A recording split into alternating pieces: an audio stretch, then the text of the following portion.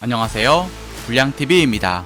오늘 전해드릴 이야기는요, 2018 월드컵 우승, 2022 월드컵 준우승에 빛나는 세계 최고의 국가대표팀 중 하나인 프랑스 국가대표팀의 2024 베스트 11을 선정하였습니다. 선정 기준은 최근 1년 동안의 A매치 기록을 바탕으로 정리하였습니다.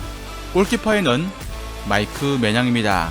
요리스로 대표하던 프랑스 국대 수문장 자리는 사실 카타르 월드컵 전부터 메냥으로 세대 교체가 되는 분위기였지만 그가 부상으로 월드컵에 참가하지 못하면서 2023년이 돼서야 본격적으로 프랑스 주전 골리가 되었습니다. 즉 메냥은 메이저 대회 경험이 아직 없죠. 유로 2020도 벤치만 지켰을 뿐이었습니다. 그런 그에게 유로 2024는 첫 메이저 대회 데뷔이면서 2023-24 시즌 부상 이후 폼이 극도로 떨어진 상황을 반전시킬 기회이기도 합니다. 부상 이력이 많아서 AC 밀란 입장에서 팔아야 하는 분위기가 압도적이지만 제값을 못 받을 확률이 높기도 하고 선수 본인도 100억에 달하는 연봉을 원하고 있어 소속팀 갈등이 높아진 상태. 메냥에 이어 프랑스 넘버2 골키퍼는 프랑스 리그 랑스의 브리스 삼바가 있습니다.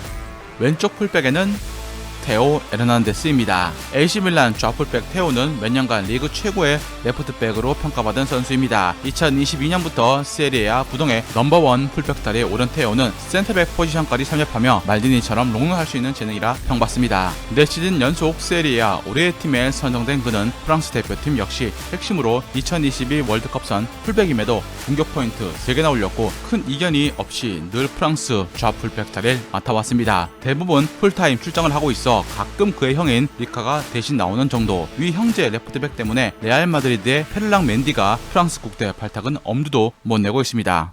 오른쪽 풀백에는 줄 쿤데입니다. 세비야 시절 때부터 중앙 수비수를 봐왔던 쿤데가 바르셀로나 이적 후에 풀백으로 뛰는 시간이 길어졌습니다. 아무래도 센터백으로 뛰었을 때 바르사에서 불안한 장면들이 많았고 사이드백 활약이 너무 좋은 데다 발기술조차도 센터백을 하기에는 너무 아깝기 때문입니다. 카타르 월드컵서 오른쪽 풀백으로 결승까지 간 중요 멤버였고 무릎 부상을 당한 기간만 제외하면 그는 늘 프랑스 국대 오른쪽에 뽑혀왔고 또 대부분 선발로 나왔습니다. 쿤데가 나오지 않는다면 멀티자원 파와르가 나올 것이고 공격적인 풀백인 마르세유의 클라우스도 승선 가능성이 있습니다. 첫 번째 센터백엔 코나테입니다. 2022 월드컵에서 준주전으로 뛰었던 코나테는 유로 2024 예선 초반 4경기에서 모두 무실점 승리에 일조하면서 데시안 감독의 마음을 사로잡았습니다. 리카 에르난데스가 나온 경기들에서 많은 실점을 내주고 2022 월드컵서 당한 십자인대 파열로 국대에서 7개월이나 멀어지면서 프랑스 국대 센터백 라인이 변화를 겪었습니다. 물론 프랑스의 중앙 수비수는 파바르, 토디보, 디사시, 바디아실, 칼루르 등 전술적으로 활용 가능한 선수들이 넘쳐납니다. 코나테도 프랑스 국대에서 주전으로 안심할 수 없는데 리버풀에서 콴사에게 밀려 벤치로 갔고 리버풀 팬들도 잔부상이 있는 코나테에게 신뢰감을 줄 수 없다며 2옵션 수비수로 생각을 하는 중입니다. 최근 1년 동안 코나테가 프랑스 국대 센터백의 주전 자리를 지키고 있지만 향후 리카나 살리바에게 그 자리를 내줄 확률이 높을 것으로 보입니다. 두 번째 센터백엔 우파메카노입니다.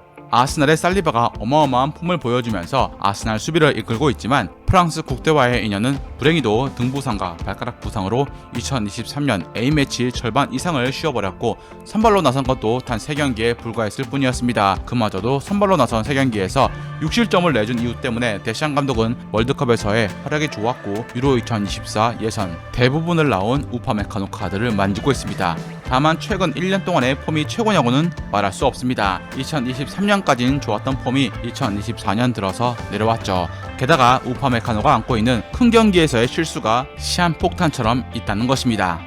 첫 번째 미드필더에는 카마빙가입니다. 레알 마드리드의 카마빙가를 제치고 프랑스 국대에서 데시안 감독의 사랑을 받고 있는 라비오가 있었지만 2024년 들어서면서 카마빙가를 더 이상 멀티 자원이 아닌 중미로 쓰는 걸로 데시안 감독은 생각을 하기 시작했고 더불어서 라비오의 국대 폼이 독일전 패배 이후 하락함에 따라 카마빙가가 다시 주전급으로 올라섰습니다. 그간 프랑스 국대만 가면 다쳐서 돌아와 국대 저주에 걸린 게 아닌가 싶었지만 클럽에서 추아메니와 합이 맞아 떨어지면서 3선에서 중원 장악력이 한층 발전했습니다. 모드리치, 토니 크로스의 노세화로 중원 에너지 레벨이 떨어지나 싶었지만 카마빙가가 이를 대체했고 챔스 무대에서 맨시티, 뮌헨 상대로 뛰어난 활약을 해냈습니다. 중미부터 수비형 미드필더까지 가능하며 때로는 풀백까지 소화하는 그는 이제 2002년생이므로 앞으로 10년은 프랑스 국대에서 볼 수 있을 것입니다. 두 번째 미드필더는 추아메니입니다. 187cm에 이르는 뛰어난 피지컬에 포백을 안정적으로 보호하고 부드러운 발 및 볼 공급 능력은 소속팀과 국대 가리지 않고 빛을 내고 있습니다. 2022 월드컵에서 포그바 캉테의 공백을 모두 채워 호평을 받았고 라비오, 카마빈가 등 어느 조합에도 다 어울리는 팀워크를 보여주었죠. 어찌 보면 현 프랑스의 허리코어가 바로 추아메니라는 것입니다. 상대 패스 줄기를 끊어내고 공간을 지배하며 패스를 앞으로 뿌려주는 엔진 같은 선수 바로 추아메니입니다. 2023-24 시즌 추아메니가 선발로 나선 31경기에서 25승 6무 0패를 기록 중이죠. 다만 수비적인 활용도가 높은 반면 전진성이 부족하다는 단점이 있습니다. 카마빈가가 대신 이를 해주고 있긴 하지만 앞으로 추아메니의 발전을 기대하기 위해선 보완해야 합니다. 유로 2024에서 조심해야 할 것이라면 가끔 나오는 안일한 태클로 대형 사고를 치지 않는 것입니다. 세 번째 미드필더는 앙투안 그리즈만입니다.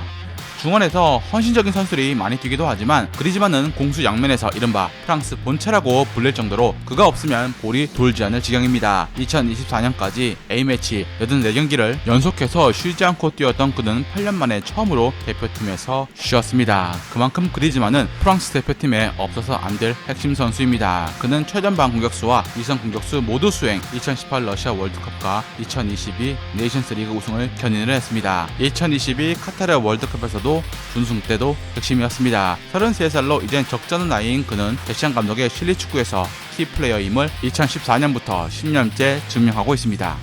오른쪽 윙어에는 오스만 덴벨레입니다. 결정력이 안 좋기에 국대에서 득점을 하는 모습을 1년에 한 번 볼까 말까한 덴벨레는 2022 월드컵 때까지만 해도 선발이었다가 그 이후부터 킹슬리 코망에게 다시 선발 자리를 내주었습니다. 바르셀로나 시절 시간이 너무나 실망적이었기 때문입니다. 따라서 코망이 유로 2024 예선에 선발로 등장했고 활약도 나쁘지 않았습니다. 그러나 변수는 2024년 2월 코망이 연이은 부상을 당하며 경기 감각이 극도로 떨어졌고 덴벨레가 독일, 벨기에 전부터 다시 데시안 감독의 선택을 받아 오른쪽 윙으로 섰습니다. 코망은 2023년 12월부터 2024년 5월까지 무려 4차례에 걸쳐서 부상을 당했고 2024년 출장한 분데스리가 출장 시간은 불과 77분밖에 되지 않습니다. 덴벨레가 돌파가 뛰어나지만 결정력이 아쉬운 이유 때문에 콜로무아니가 오른쪽으로 갈 가능성도 있습니다.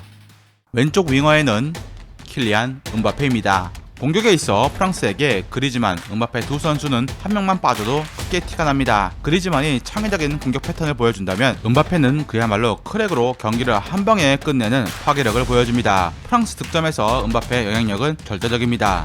2022 카타르 월드컵 이후 2023년부터 음바페는 A매치 11경기에서 10골 8도움을 기록했는데 단연코 프랑스 대표팀 공격 포인트 1위입니다. 파리에서 큰 경기 새가슴이라는 비난이 있지만 프랑스 국대에서만큼은 압도적인 커리어를 자랑할 정도인데 음바페보다 국대 활약 커리어가 좋은 현역 선수는 메시, 그리즈만, 밀러뿐입니다. 파리와 달리 파괴력 자체가 다른 국대 음바페는 중요한 순간에서의 클러치 능력, 영향력 모두 탑 클래스입니다. 톱 자원으로 쓰는 것보다 왼쪽 윙 음바페의 능력이 더 좋다는 평입니다. 마지막 공격수에는 올리비에 지루입니다. 1986년생으로 이제 37살에 접어들면서 완전한 노장축의 선수인 지루는 AC 밀란 입단 후 최고의 한 해를 2024년 보내고 있습니다. 세리아 리그에서만 22개의 공격 포인트를 올렸고 프랑스 국대 역시 2022 월드컵에서 3골, 최근 2023년 10월 이후 3골 3도움으로 숙성된 와인처럼 공격 재능을 터뜨리고 있습니다. 콜로무아니, 마르코스 튀란 같은 선수들이 원톱을 볼 수 있지만 데시안 감독이 선호하고 파트너 음바페조차도 지루의 원톱을 좋아합니다. 최전방에서 부지런하게 몸싸움을 하며 연계까지 해주니 좋아할 수밖에 없죠. 또한 몸빵을 해주는 지루를 원톱에 세우면 그 밑에 있는 그리즈만이 활기를 칠 수 있는 그림이 그려지기 때문입니다. 무한이가 다른 결로 어그로를 끌 수 있는 자원이긴 하지만 지루만큼 등지는 플레이를 해줄 수 있는 원톱이 현 프랑스 풀에는 없습니다. 즐겁게 보셨다면 구독과 좋아요 클릭을 부탁드립니다. 다음 이야기에선 역대급 게으른 천재로 월드컵에서 9경기 9골을 넣으며 2000년대 초반 세계 최고의 공격수 중 하나였던 원조 황소 공격수 한 분에 대해서 소개해드리고자 합니다.